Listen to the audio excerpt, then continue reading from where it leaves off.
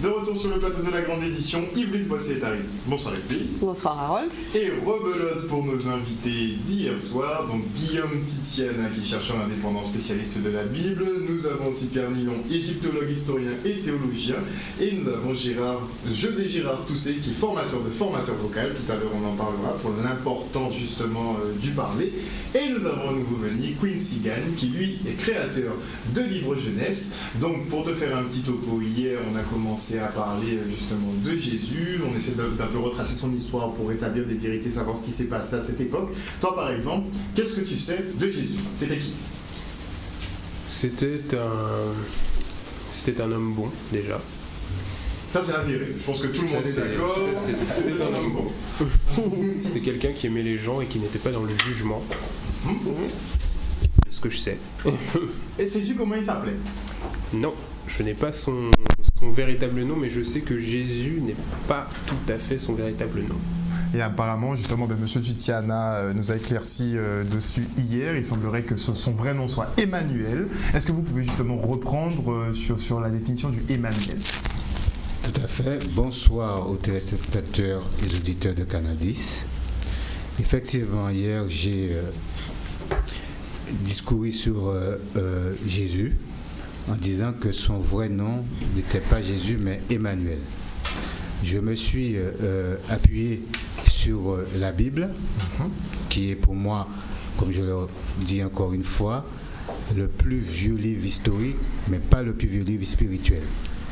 Donc, dans Ésaïe, on dit que le nom de l'enfant à donner sera Emmanuel. Nous avons vu par la suite, il y a eu un rajout, une invention de Luc, sans doute, et que Jésus n'était qu'un pseudonyme.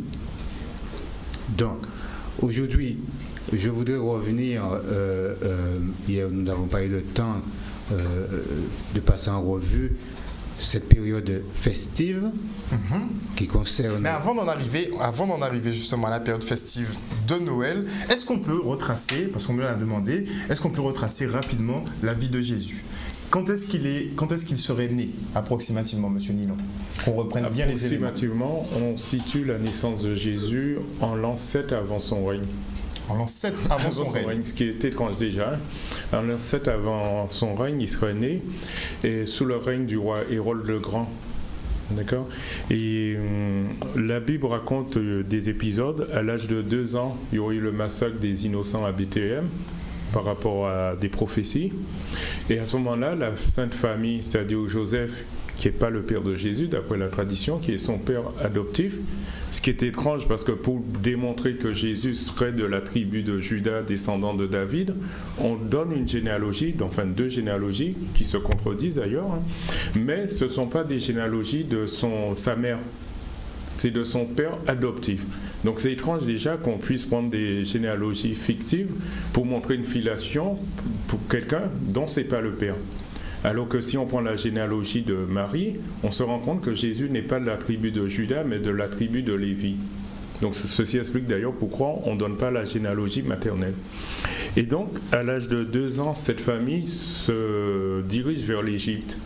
Ils descendent en Égypte et ils restent jusqu'à l'âge, d'après Luc, 12 ans, puisque Luc rapporte un passage où, à l'âge de 12 ans, Jésus interroge les rabbins dans la synagogue.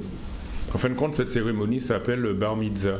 C'est un peu le baptême qui fait de l'enfant, du garçon juif, un juif.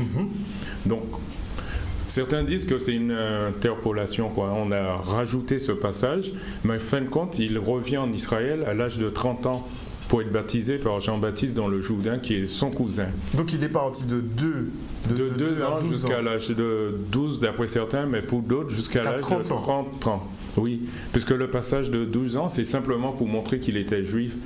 Donc il fallait inventer ce passage qui s'appelle le bar mitzvah.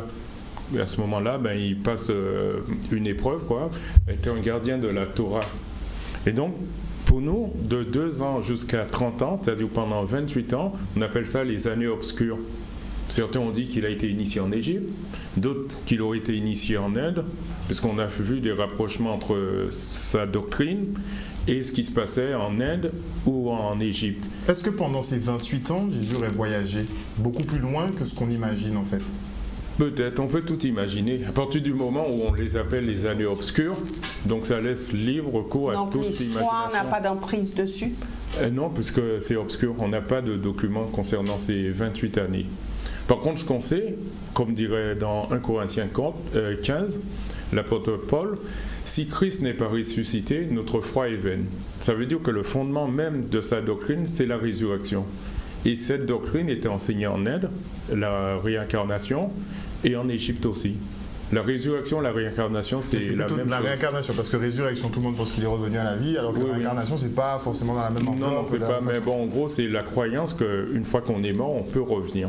Ça, c'est une croyance typiquement africaine. D'accord. Quand vous prenez des noms comme Omotunde, Babatunde, Omotunde, c'est le fils est revenu. Babatunde, la mère, le père est revenu.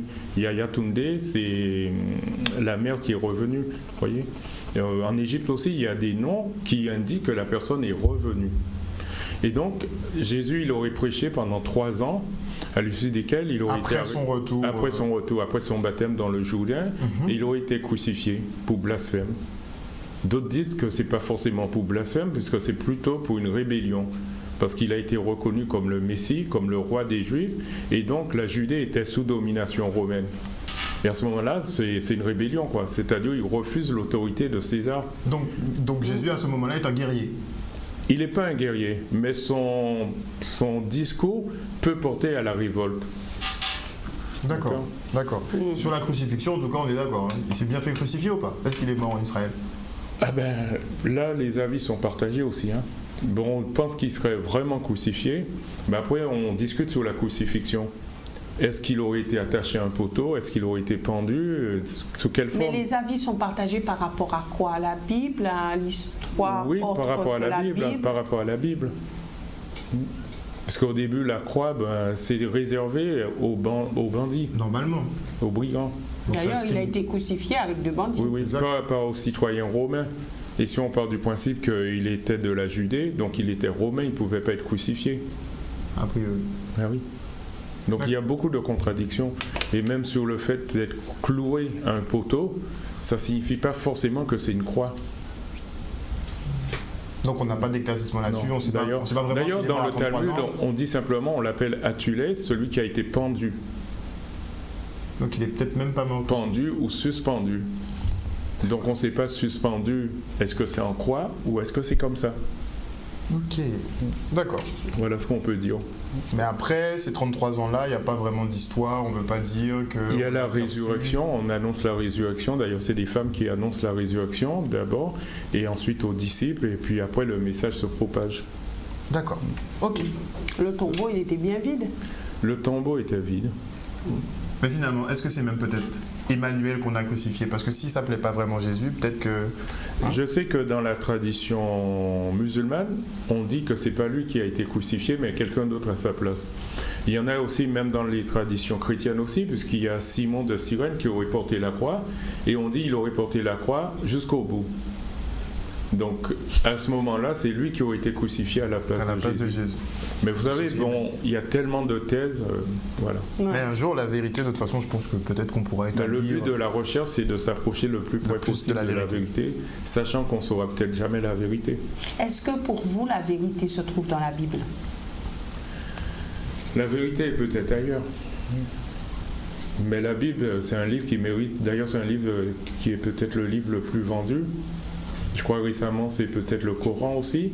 Mais toujours est-il que l'être humain est très spirituel et bon, la Bible mérite d'être étudiée sur le plan théologique et sur le plan historique aussi. Parce que pendant longtemps, on s'est servi de la Bible pour écrire l'histoire de l'humanité. Comme M. Titian a dit, c'est le plus ancien livre d'histoire, pas de spiritualité, mais le plus ancien livre d'histoire. Donc, M. Titiana qui voulait revenir justement sur la célébration de Noël. Donc, Noël qui est censé être la naissance, célébrer la naissance du Christ. Hier, on a vu que les périodes de l'année ne correspondent pas, parce que techniquement, on doit être au printemps, alors qu'on est en hiver, en fin décembre. Quel point vous vouliez rajouter? Je voulais revenir sur ce point-là, parce que chanter Noël, c'est un cantique à la gloire du Dieu Emmanuel, qui signifie Dieu, Amon, Amen, est avec nous. D'accord?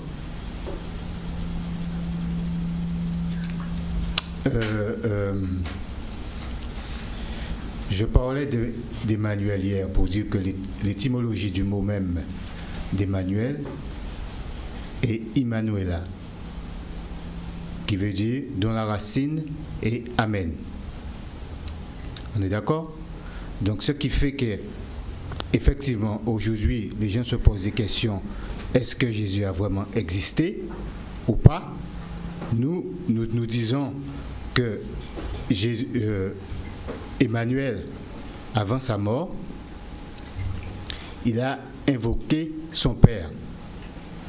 Il disait Eli, Eli, Shabachani, qui est bon Dieu, pourquoi m'as-tu abandonné?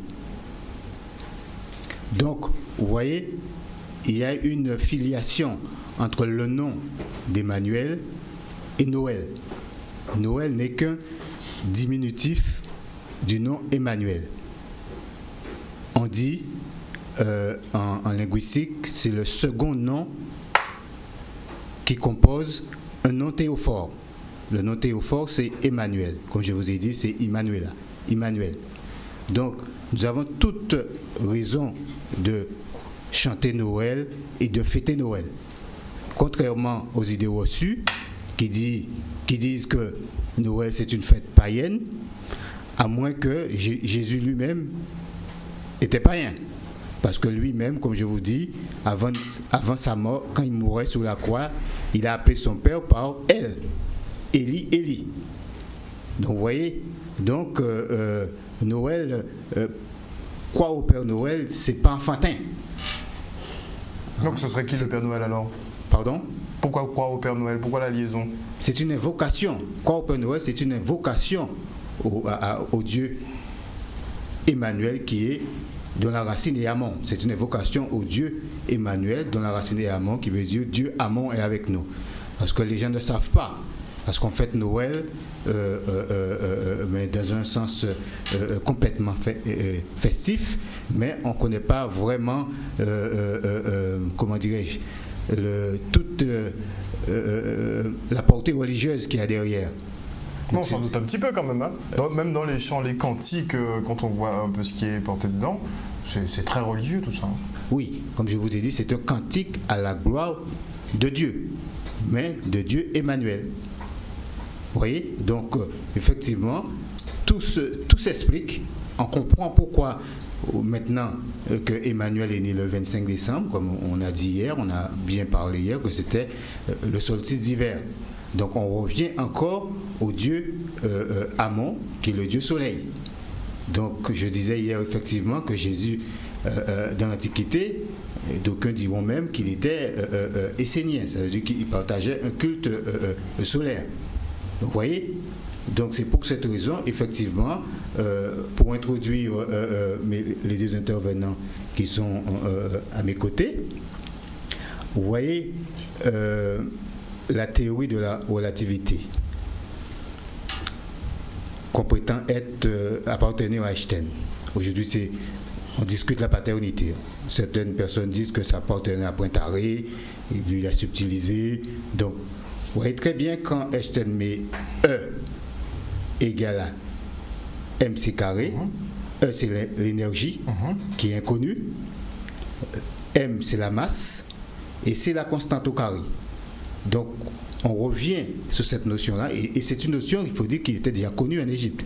Parce que quand vous lisez le livre de Sortir à la lumière du jour, qu'on appelle naïvement, depuis Lepsus, le livre des morts des anciens Égyptiens, donc on lit toute cette notion de vibration dans le Noun, était déjà connue des anciens Égyptiens. Donc c'est pour cette raison que je vous dis que finalement, le E, qui est l'énergie, est inconnu. Donc je voulais revenir dessus pour que les gens comprennent très bien, dans la mesure où hier nous n'avons pas eu le temps de débattre vraiment, parce qu'on a précisé que l'énergie, que Dieu était une énergie. Effectivement, on parle d'énergie solaire. Tout se nourrit de l'énergie solaire.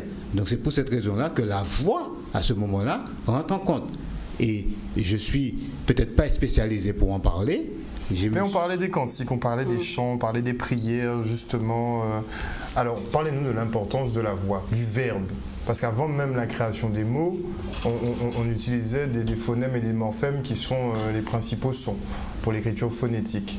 Donc vous êtes formateur vocal. Oui, tout à fait. Et l'objectif est de permettre à ce que nous, ici, notamment en Guadeloupe, nous puissions multiplier les possibilités d'expression et d'expression consciente. C'est-à-dire qu'un chanteur ou quelqu'un qui utilise sa voix avec maîtrise, ça veut dire qu'il écoute quelque chose, qu'il est sensible à quelque chose. Il fait passer un message et il sait comment faire passer le message. Comment peut-il savoir comment faire passer son message s'il ne connaît pas son appareil ? C'est-à-dire que quand on a affaire à un charpentier, il ne sait pas simplement utiliser la scie, il sait utiliser le marteau, le rabot, il sait faire pas mal de choses, mesurer, etc. Et nous, en tant qu'être humain, nous avons un organe qui est très particulier, qui est les cordes vocales. Mais les cordes vocales ne sont là que pour pouvoir permettre à ce que le son puisse exister. Mais au-delà du son, il y a tout un espace supérieur. Donc il y a le souffle qui, de façon symbolique, certains diront que c'est l'esprit. Il y a les cordes vocales qui représentent symboliquement la partie la plus matérielle. Et il y a la partie supérieure où les choses se forment, c'est-à-dire tout l'espace résonantiel. Alors, certaines personnes vont dire qu'est-ce qu'il raconte celui-là, mais regardez comment ça se passe. Vous émettez un son. À partir du moment où vous émettez ce son, il ne vous appartient pas. Mais vous l'émettez sur quoi ce son? Vous l'émettez sur votre expire. Donc ça veut dire que faire une recherche sur le son ramène à prendre conscience qu'il y a des choses qui sortent de nous. Et si on met la conscience sur quelle sensation qu'on a, à quel moment ça fait mal, à quel moment ça tire, et à ce moment-là, ça nous permet de mieux utiliser. Et tout cela nous ramène à considérer l'expression orale comme une manière de créer certaines situations. On dit un coup de langue peut tuer dans notre langage habituel. Ça veut dire que nous avons un pouvoir. Et quand j'ai eu l'occasion d'étudier la Bible, parce que j'ai étudié bien longtemps auparavant, avant d'être dans ce chemin professionnel, j'ai lu, au commencement était la parole. Et la parole habitait parmi nous, et s'est faite chair. J'ai lu, au début, Dieu dit, faisons, et les choses se sont faites. Ça veut dire qu'au niveau de la parole, il y a un aspect sacré. Quand je dis sacré, parce que la parole crée. Parce que à partir de l'émission de cette énergie qui va sortir de nous, nous sommes responsables de ce que nous allons dire et de ce que nous allons faire. Aussi, là où la parole prend toute sa force, c'est quand on l'accompagne avec une émotion particulière. C'est-à-dire qu'on y met son cœur. C'est-à-dire que la parole n'est pas simplement une question d'utiliser la langue, parce qu'une fois que le son ou la parole est sortie, elle ne nous appartient pas. Quand on parle de la voix, on ne parle pas des cordes vocales. On dit, bon, je vais chanter, donc je veux réchauffer ma voix. C'est pas ça la voix. La voix, c'est le résultat. Donc, c'est comme une espèce de manifestation de quelque chose qui est en nous, où on entend souvent parler de la voix qui est l'expression de la personne. Donc, pour rejoindre le débat sur la vibration, quand on analyse, par exemple, un son, c'est une vibration. Parce que scientifiquement, au niveau physique, on va parler des hertz. C'est-à-dire qu'on parle de 440, c'est 440 vibrations à la seconde pour un La. Mais le La qui est situé à un octave plus bas, c'est pas 440, c'est 220. c'est-à-dire d'octave à octave, ça se multiplie. C'est-à-dire qu'on utilise la science pour pouvoir mieux nous connaître. Et mieux nous connaître, c'est un chemin vers, je dirais, vers plus de sincérité, d'humilité et surtout de responsabilité. Et dans ce sens, le message que ces deux amis sont en train de nous transmettre, c'est que nous avons une possibilité de libération à travers la voix. Est-ce que finalement, revenons justement à Jésus, Emmanuel, est-ce qu'il avait justement un don particulier peut-être pour la parole? Est-ce qu'on sait ou pas, M. Nilon? Oui, d'après les évangiles, à un moment, le Sanhédrin envoie des espions, disons-le, pour écouter Jésus. Et ils reviennent et ils sont sous le charme. Et eux, ils disent, jamais on n'a entendu un homme parler comme cet homme. Donc ça prouve qu'il avait une façon de manier, il savait trouver le mot juste, quoi. Il parlait en parabole pour être à la portée de tout le monde. Donc si on prend même dans la tradition, au tout début, qu'est-ce qu'on dit? Que Dieu, quand il a créé dans le jardin, il a fait défiler les animaux devant l'homme, afin que l'homme donne des noms à chaque animal. Ben, vous savez, en Égypte, ça existait aussi. Par exemple, le lion, comment on va l'appeler? On va employer ce qu'on appelle les onomatopées, c'est-à-dire le cri de l'animal. La chèvre, on va l'appeler bé, parce que c'est son cri. Le lion, ça va être roux, parce que c'est son cri. Et après, qu'est-ce qu'on va employer aussi? Le faucon, ro, parce que c'est sa façon de vocaliser. Donc on va employer ça. Le scarabée, on va s'apercevoir, on va prendre des fois des caractéristiques. Le scarabée, qu'est-ce que fait le scarabée? Ben, il prend l'excrément, ce qui se dit kourou dans les langues africaines, comme en soninké, et en même temps, il en fait une boule. En bambara, kourou, c'est une boule. Donc le scarabée, puisque c'est le titre de l'ouvrage, Nafa Kourouré, le mot scarabée ne se dit pas képer, contrairement à ce que avance l'égyptologie occidentale, mais kourou, tel que c'est rapporté aussi dans les tablettes de Armana qui datent du XIVe siècle avant Jésus. Donc c'est important de savoir le son, parce que quand on fait la prière, quand on va faire une prière, on va émettre des sons. Et chaque son a une conséquence.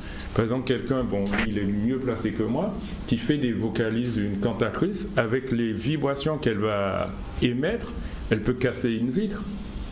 Donc la voix, les vibrations ont une puissance. On va y revenir, on va marquer une petite page de publicité et on va y revenir tout de suite après. Merci.